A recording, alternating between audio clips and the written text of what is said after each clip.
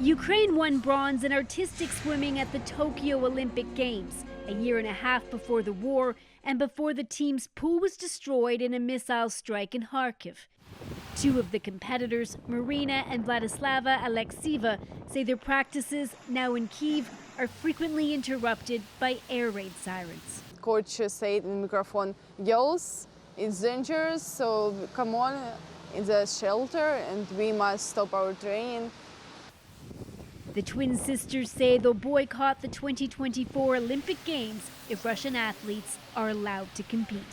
Of course, we can't imagine to stand behind them and see each other on the podium, especially. The International Olympic Committee says it hasn't decided yet whether Russian and Belarusian athletes can take part in the Paris Games. But it released recommendations to sporting federations that would allow some of them to compete in events and potentially qualify for the Olympics. Under the IOC's recommendations, Russian and Belarusian athletes could compete, but only as neutral, which means no flag or national anthems. They could take part in individual events, but not team sports, and anyone who actively supports the war or has a contract with the military or security services would be banned.